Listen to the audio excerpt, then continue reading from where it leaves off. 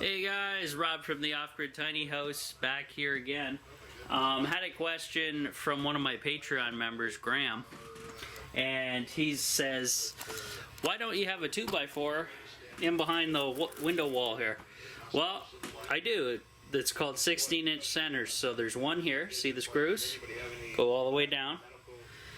16 inches over, here we go again, here's another one. So in between is your insulation, and there's nothing to attach to. Here, I'll pull this back and show you.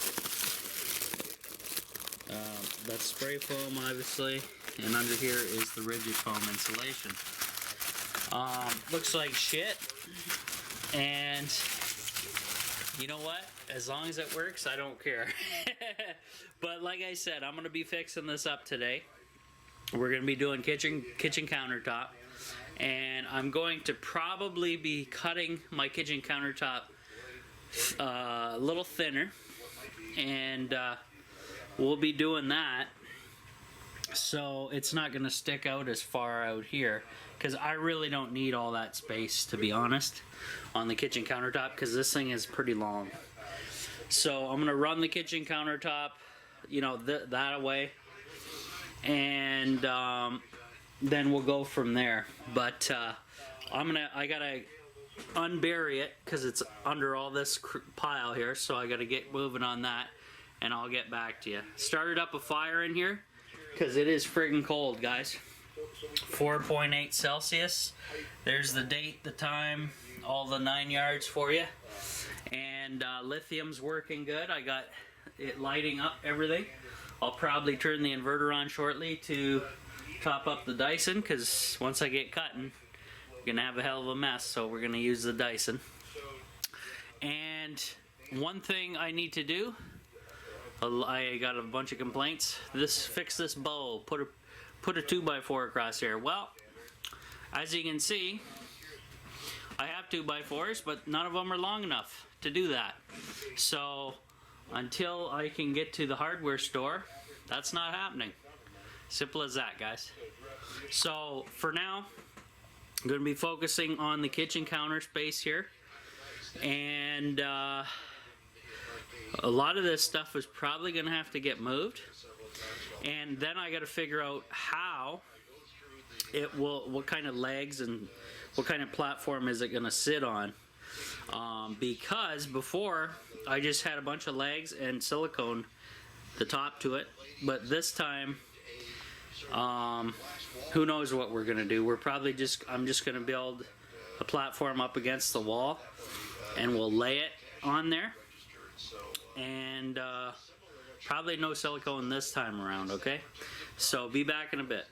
Alrighty guys, so I laid the kitchen countertop down and got it pretty much shoved up against the wall here.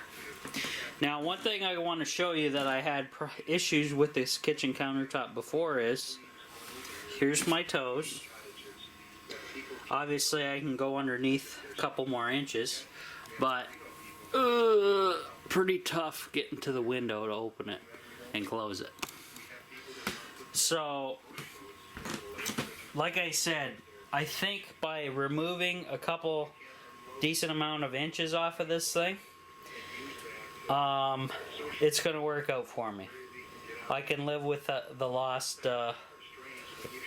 kitchen countertop space. That's fine. So I'm going to take a measurement of this and get to that in a second. But before I do, my other Patreon member, Pierre, he gave me kind of like the rundown of the measurements of what kind of bed this is, and he's figuring he has a crash and dent sale bed for me, and he's telling me to save money, don't get a bed frame, don't get a box spring, and I totally agree with him on that. But he said build a platform with storage, and then we'll put the mattress on top of that. Which I said, hey, that's pretty smart, pretty good. Now I need an idea how to do that with the limited amount of lumber I have. And I do have some short 2x4s underneath the bed right now holding it up. But with all the lumber here, I'm gonna have to make something. And I do have all these sheets of plywood that I will definitely be using up to probably make that happen. That way it gets rid of them. I build a large storage compartment and get a new bed for this guy. So I didn't write down the measurements, but they're saved on Facebook from Pierre. So I will go across.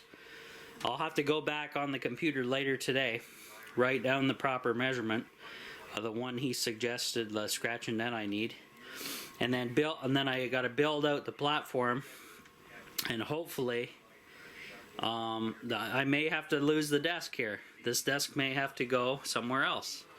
I can put the desk maybe at the end of the bed or something, or like facing the fireplace this way, just here, which will solve any pathway issues with that. But like I said, getting back to the kitchen countertop, I'm going to knock off a good at least 3 inches. I'm going to measure this right now and see what the hell we're dealing with here, guys, because I'm not entirely sure. I talked about it yesterday, but that was yesterday, right? So let's grab the tape measure, see what we got here, because I should have wrote down his new mattress measurements. See, yeah. Oh yeah, 20 inches, I remember. I was going to knock it back that much, believe it or not, which is fine. And that should give me, so 20 inches from this wall, which then would give me, here, let's move the tape measure. So right now, I want to see if I get the bed and the, can you guys see the bed here? It's like right here. So if you guys remember, right now to the bed, oops, we're sitting about, oh Jesus Christ, good thing I semi-saved the camera. That's not a good thing, guys. I don't want to drop my camera. Too expensive for that. Damn plugs. Alright. So,